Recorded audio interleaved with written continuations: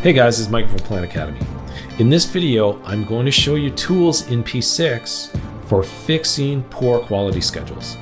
There are now built-in tools in P6, and I haven't covered these before, but really simple tools to help you fix all the schedule quality problems we might have on schedules. If you're ready, let's go. Okay, hold on, pause. What do I mean by schedule quality? Well, as we're moving into this AI age, we're really realizing that schedule quality is so important. Are we building good schedules? Schedules that don't have structural problems. And at a minimum, we want to be checking for 14 points. Where did this standard come from? Well, we're going to cover it right here. This is the DCMA 14-point schedule assessment. And this is kind of the minimum standard that we have for checking the quality of a schedule. If you're reviewing, say, a contractor schedule, or maybe you're creating your own schedule, these are the 14 points that we should be checking for. Let me cover those and then we'll dive into P6 and I'll show you how we can fix our schedules now directly inside P6. So really briefly, because I've covered this in other videos, I won't go too deep, but I do want to just cover some of the basic things that we would be checking for using a DCMA 14-point schedule check. This comes from the Defense Contractor Military Association. I might have screwed that up, but it's part of an arm of the military in the US who decided to come up with a standard. It's been around for some time, and many of us have adopted it because there is no standard. Nobody else has got a standard, so this is the best one we've got at the moment. So what are we looking for? So here we go. Number one, check the logic. Is my logic sound? Do I have missing links, open ends? We don't want those. Leads. So we don't want any lead time. That's where you can put a lag or a lead, that's what 2 and 3 are about, on a relationship. Delay this relationship by 3 days, or we're allowed to put negative lags. You can have lead times negative 3 days. We don't want those. Are we using the right relationship types? Finish to start is mainly what we should be using. Hard constraints are a problem. We want to minimize those, so we're going to check for those. Total float. Obviously, we're going to have some, but we don't want giant values. Negative float, same deal. We want to minimize negative float. We don't want giant durations either on activities. An activity that's got 500 days makes no sense. So invalid dates, do we have resources and costs, slippage, and a couple other a little bit more obscure things. So if you want to study this guide, I will put a link to it in the show notes here and you can have a look. Okay, so now let's have a look at how we can use some of the DCMA 14-point directly inside P6. Okay, and this is our city center office building project. It's a basic project. The DCMA 14-point schedule check is built in, but it depends what version of P6 you have. This has been introduced in version 2022.12. We can now go to Tools and do a check schedule report. Here's what you would see on the check schedule report. These are the 14 points. You can check them on. You can also configure the thresholds you want for those.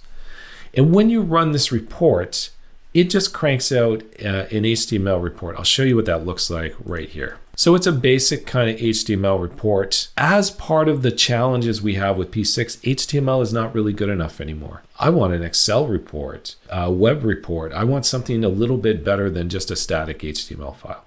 There are many tools on the market that can run robust schedule checks. You can go and search for those on your own, and I don't have a favorite. There's many, many great tools out there that now do this. But inside P6, we can actually now fix some of the problems that were highlighted on the HTML report by using new features. So the first thing we can do is actually run a check schedule report right here from the Tools menu. So I'll go to Tools, and now we'll see this new check schedule report. And if you pull up that menu item, here's what you get. Here are your 14-point checks, and it's highly configurable. So if you wanted to turn off, say, long legs, we can turn them off. If you want to set different thresholds for what you allow in your project, then you can set those thresholds. For me, you might set some thresholds to 0. We don't allow negative lags at all. No negative lags allowed. So not even 1%. And you can set thresholds for large float here or large durations, how big a duration you're going to allow before it gets problematic. For some, it's 20 days. For others, it's 40 days or 80 days. So you can customize this to your own needs. You can also just work with the defaults here and do it. So if I run the check schedule, here's what we get. Okay, so we get this report. It is, a very basic, again, HTML report that comes out of P6. But you can, use it really easily, checking the reds and greens and how many activities were found, that kind of thing.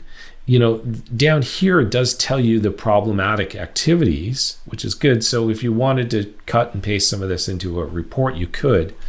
But man, wouldn't we love an Excel report or something a little easier to work with than HTML data? Like, this doesn't cut and paste that easily.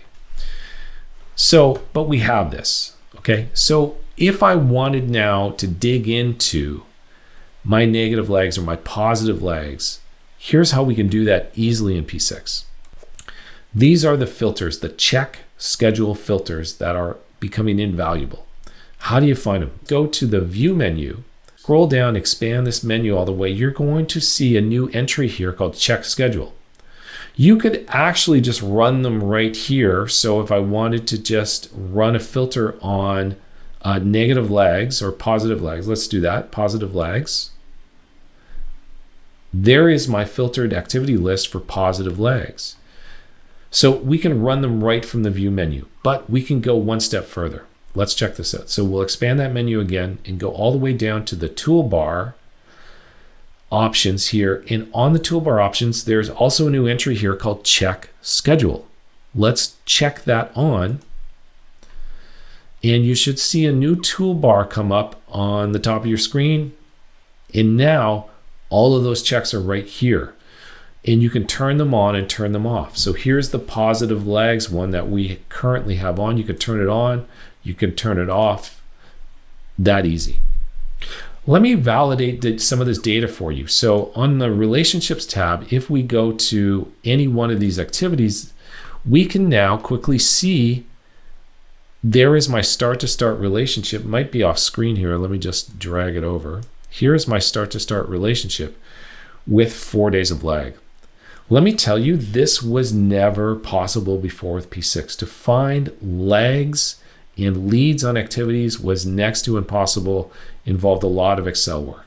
Okay, but now we have these filters that make this incredibly easy to find leads and lags. That's great. So now we can go and either fix them to meet the schedule quality requirement or accept them if it's within my threshold. Let's try a couple others. Let's try the soft constraints filter. Oh, there are no soft constraints. I see no activities here. So that one's easy. What about the third one here is the logics filter? What about that one? Let's try that. We'll go to the logics filter. And again, if you hover over it, there's a little tool tip that says activities with no predecessors or successors. And that's right. So I can quickly see activities, mostly milestones in this project that don't have successors or predecessors. And again, we can click on one and just validate that there is a predecessor, but there is no successor. We want a completed network. So this goes to schedule quality. We need a completed network to have accurate critical path. If I have activities, even milestones that I don't have anything before them or after them, then they are hanging, they are dangling, they are not part of the completed network. Okay, so that is a problem. Check out some of these other filters. You could find activities that have invalid progress dates, no resources and costs. Yeah, and there's a few activities that don't have resources and costs. Deliver brick, connect equipment. So again, this can be incredibly powerful and handy. Using these, I should be able to be building top quality schedules that meet all of the requirements. So I hope you learned something in this video. As always, if you got value, please like and subscribe, share. We really appreciate anything you could do to help us grow the channel. I will include links to some of the things that I showed you, some of the articles. So the article on 14-point schedule check I'll also include an article that lists all of the changes that have happened with P6 across the different versions. That's really handy, and you can use that to evaluate whether maybe you need to upgrade or not. As always, I'm Michael. Happy planning. I'll see you again soon.